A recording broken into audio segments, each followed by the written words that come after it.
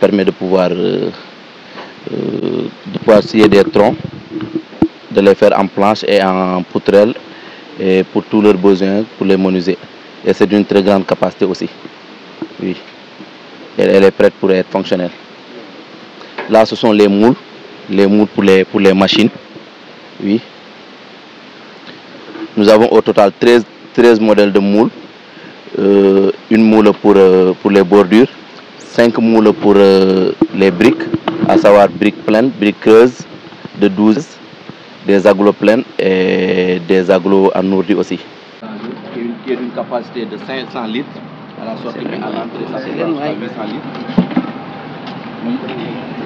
C'est à partir de là qu'on pourra mélanger le sable, le béton, le ciment et l'eau. Et il y aura aussi un trémie qui va alimenter directement le bloc à machine qui est de l'autre côté.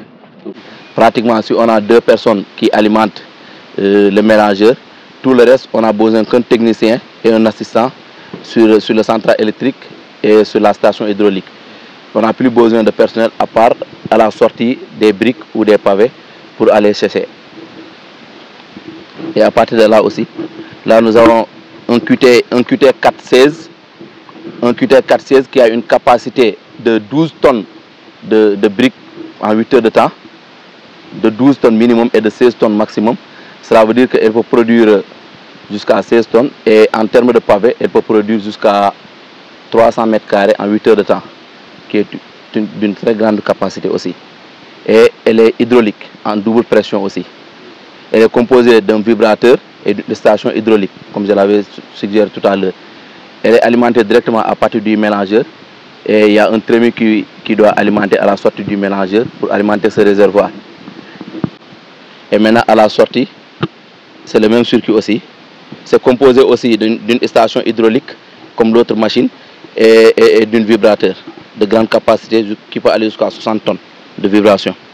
Donc, ce qui nous importait, c'est de pouvoir apporter notre pierre à l'édifice. L'objectif 1, c'est de trouver une scierie.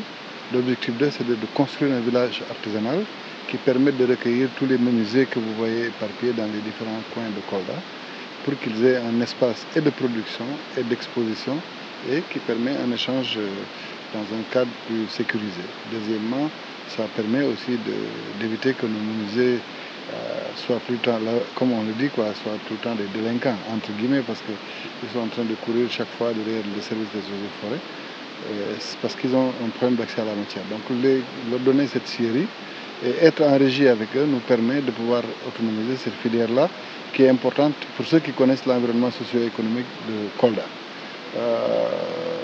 Derrière, donc si vous avez un village artisanal, vous voyez les perspectives en matière d'emploi aussi et d'insertion de jeunes.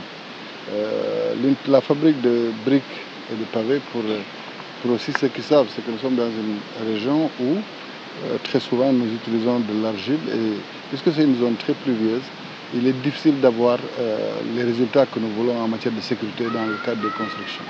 Et très souvent aussi, le besoin en briques se fait sentir au niveau de la région de Kolda et des autres régions du sud-est du Sénégal.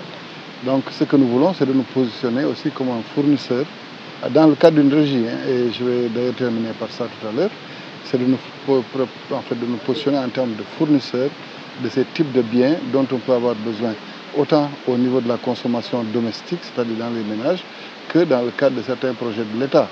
N'oubliez pas que nous avons de grands chantiers au niveau de la région de Kolda, notamment cet aéroport qui doit être terminé, l'université et d'autres grandes infrastructures de ce genre qui attendent de naître. Donc, que la commune puisse organiser des jeunes dans une filière qui puisse produire et commercialiser des briques peut permettre aussi d'apporter un plus dans le cadre de la résolution de cette question de chômage dans notre localité. La fabrique de pavés, elle a un double objectif. Outre la question, encore une fois, de l'emploi des jeunes, c'est nous, en fait, c'est une démarche novatrice que nous créons, parce qu'en tant que aussi commune, si nous parvenons à acquérir de telles infrastructures, ce qui nous importera le plus, c'est de dire que nous pouvons acheter à un moindre coût. Donc, si vous avez un budget annuel qui va vous donner à peu près 150 millions pour tout ce qui est pose de pavés, Si vous avez un prix plus compétitif parce que vous avez une unité industrielle qui vous permet de produire à moindre coût, naturellement vous gagnez en linéaire. Et tout le monde sait que nous avons beaucoup de contraintes dans beaucoup de quartiers, notamment dans le Saré-Kémo, dans Ilel, dans Gadapara, dans Sinthiang Gadapara, zone lycée, Bel Air, tout ça. Donc Diobène, nous voulons maintenant, avec cette unité industrielle, avoir des prix compétitifs. C'est vrai, il y aura une régie, c'est-à-dire nous, on va donner à des jeunes ou à des privés coldois qui vont s'organiser pour pouvoir exploiter et pouvoir verser des redevances. Mais derrière aussi, nous signerons une convention en tant que commune pour pouvoir avoir un meilleur prix. Parce que nous allons pouvoir certainement disposer d'une carrière et nous pourrons être compétitifs. Bon, maintenant, tout ceci est fait pour que les jeunes de Kolda viennent s'intéresser à ce type de métier. Il y en a qui connaissent déjà, parce que cette idée de soumettre au conseil municipal l'acquisition d'une fabrique de briques et de pavés émane de jeunes de Kolda qui m'ont dit que c'est un métier porteur et qui peut aussi générer beaucoup de main-d'œuvre. Et à la limite aussi, on peut voir des mécanismes qui nous permettent même de pouvoir être des fournisseurs pour certains établissements comme la Géroute, la GTIP, etc., qui ont des chantiers dans ces régions-là et qui n'ont pas de fournisseurs. Donc s'ils ont un fournisseur dans ces localités, naturellement, au lieu d'acheter à Dakar et de venir l'amener jusqu'en Casamance ou dans la région de Tambacounda, ils vont préférer réduire les coûts de production en achetant chez nous, si nous sommes au nord. Mais moi, je vais ouvrir la fenêtre de la chance à tous les jeunes. On va, de façon très démocratique, on va ouvrir une plateforme. Ceux qui ont envie d'être formés à ces différents métiers-là vont l'être et ils vont pouvoir être positionnés dans ces unités industrielles. Et ceux qui ont aussi envie de travailler dans le cadre des différents chantiers que nous avons ici, vous savez très bien que nous sommes en train d'exécuter beaucoup de pavés, des ouvrages d'assainissement, la promenade des Koldois et d'autres projets de ce genre-là qui nécessitent beaucoup de main-d'œuvre.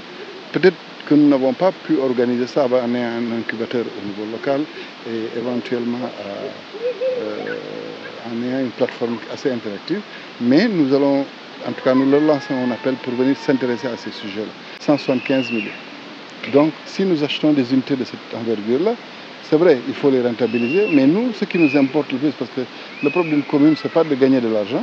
C'est vrai que ça, on va avoir un mécanisme alternatif pour étoffer notre budget, mais ce qui nous importe le plus, c'est de pouvoir ouvrir une fenêtre novatrice en matière de politique d'emploi des jeunes.